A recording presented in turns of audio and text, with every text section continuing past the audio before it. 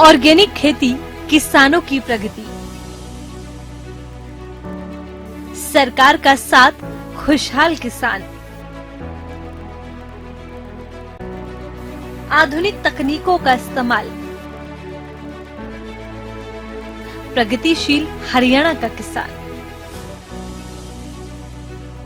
किसी भी देश और प्रदेश की प्रगति की रीढ़ होता है अन्नदाता। अगर प्रदेश का किसान खुशहाल होगा तो प्रदेश के विकास की गति में चार चांद लगा देगा। यही सबसे बड़ा कारण है, चाहे बात खेती की हो या फिर आर्थिक मजबूती की। हमारे हरियाणा का नाम देश में गर्व से लिया जाता है। हरियाणा की नायब सरकार भी आधुनिकता की इस दौड़ में प्रदेश के किसानों की प्रगति के लिए हर पल काम करती रहती है। सरकार की ओर से चलाई जा रही योजनाएं भी किसानों के लिए वरदान साबित हो रही हैं। प्रदेश के किसान परंपरागत खेती को छोड़कर अब बागवानी की ओर रुख कर रहे हैं, जिससे उनकी आमदनी में तो इजाफा हुआ ही है। दूसरी ओर सिंचाई के दौरान पानी के बचत के साथ ही भूमि की उपजाऊ क्षमता में भी बढ़ोतरी हुई है।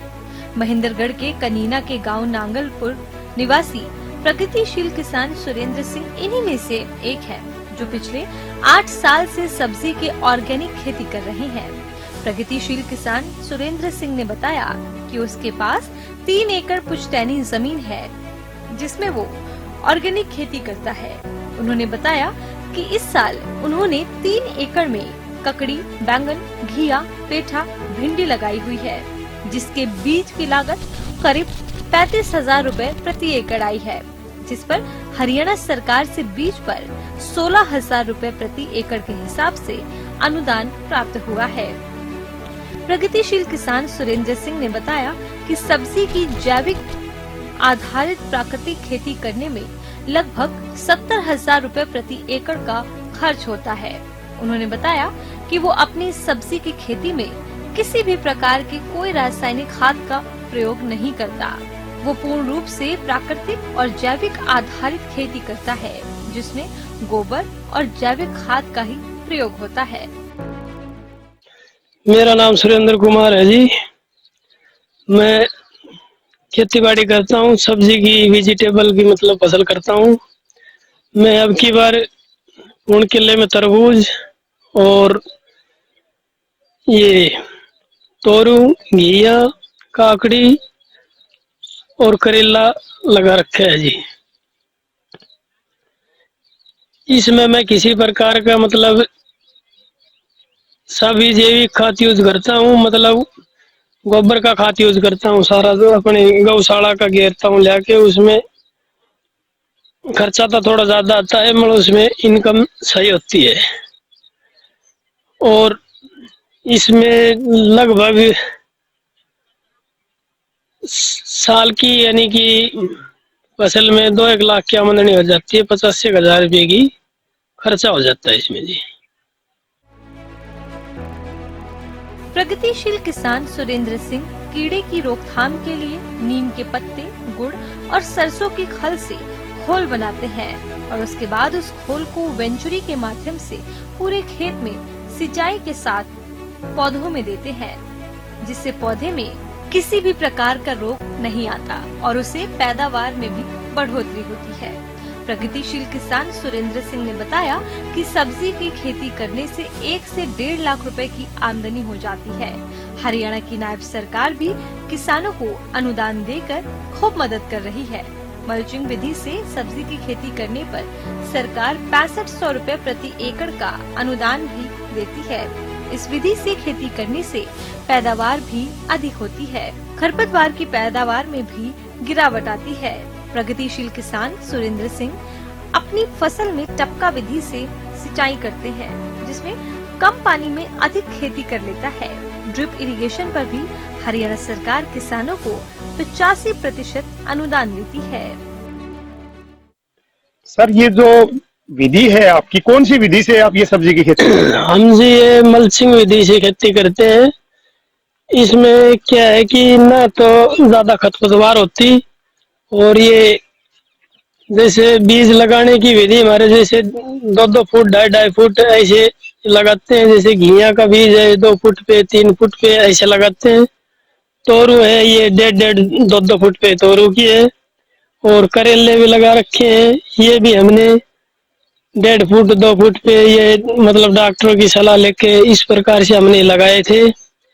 इसमें पानी हम ड्रिप सिस्टम दे देते हैं, उतना ज्यादा पानी वेस्टेड होता तो खेत खराब ज्यादा होते, खरपतवार ज्यादा उगती।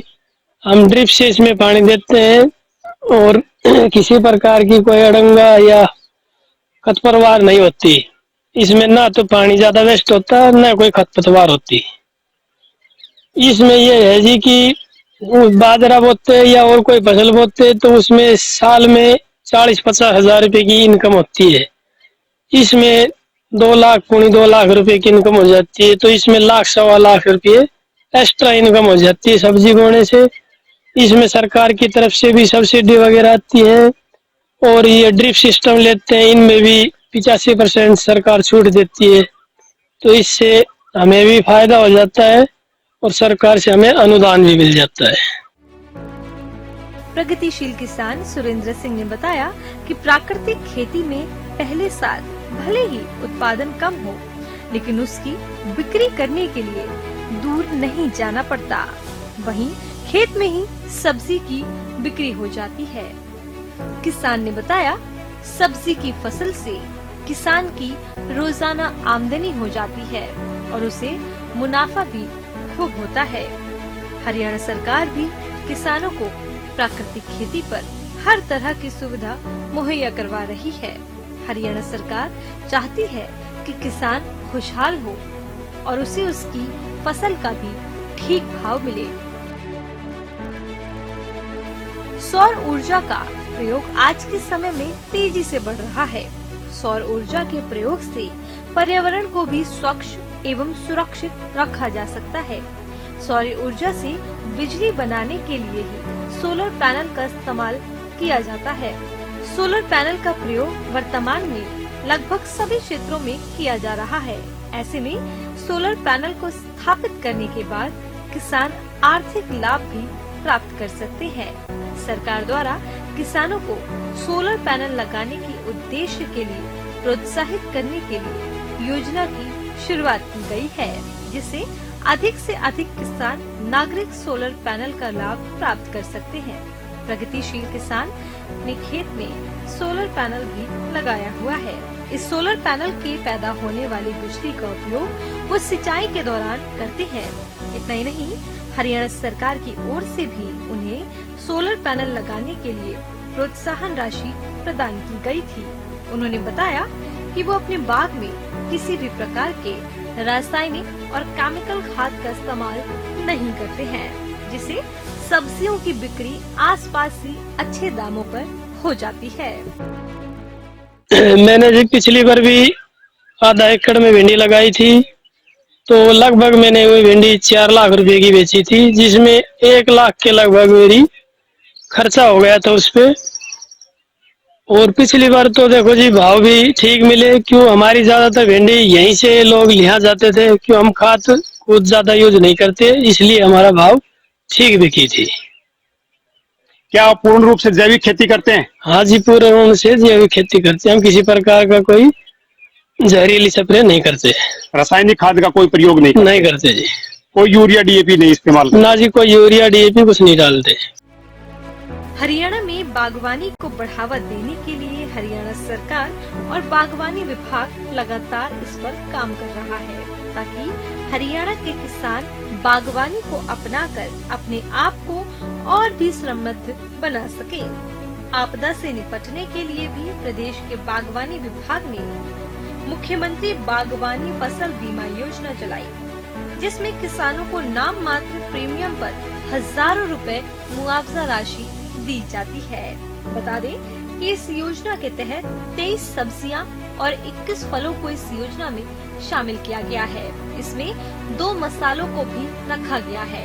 इसमें मिर्च, गोभी, गाजर, शिमला मिर्च, पत्ता गोभी, बैंगन, लौकी, करेला, भिंडी, अरबी, टमाटर, टिंडा, तोरी, मूली, कद्दू, आलू, मटर, प्याज, खरबूज, ककड़ी और खीरा समेत सब्जियां शामिल हैं। वहीं अगर फलों की बात करें तो फलों में स्ट्रॉबेरी, अनार, आलू बुखारा, नाशपाती, आम, संतरा, लीची, नींबू, जामुन, अमरूद, अंगूर, अंजीर, ड्रैगन फ्रूट, खजूर, चीकू, बेर, आंवला आदि को शामिल किया गया है। इसमें 2 मसाले लहसुन और हल्दी को भी शामिल किया गया है। वहीं फलों और सब्जियों की खेती के साथ साथ फूलों पर भी किसान विशेष ध्यान दे रहे हैं, जिसमें गेंदे से किसानों को बहुत फायदा हो रहा है। बाजार में गेंदे की फूलों की कीमत आम तौर पर स्थिर रहती है, जिससे किसानों को मुनाफे का अनुमान लगाने में मदद मिलती है। परंपरागत खेती को छोड़कर ऑर्गेनिक खेती करने से जहां किसानों की आमदनी में बढ़ोतरी होती है, तो दूसरी ओर जमीन की उपजाऊ क्षमता भी बढ़ती है। फल और सब्जियों की खेती करने से किसानों की सिंचाई की लागत भी कम आती है। साथ ही फल और सब्जियों के बेचने के लिए किसानों को ज्यादा परेशानियों का सामना नहीं करना पड़ता। ऑर्गेनिक खेती का सबसे बड़ा फायदा रेगुलर आमदनी है।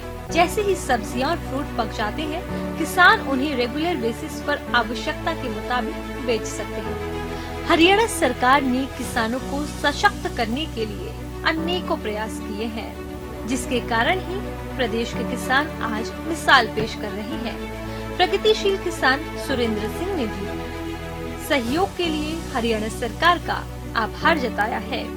हरियाणा सरकार के समर्थन के कारण ही प्रदेश का किसान चाहता है कि मेरा हरियाणा और मेरा देश भारत हरा भरा हो।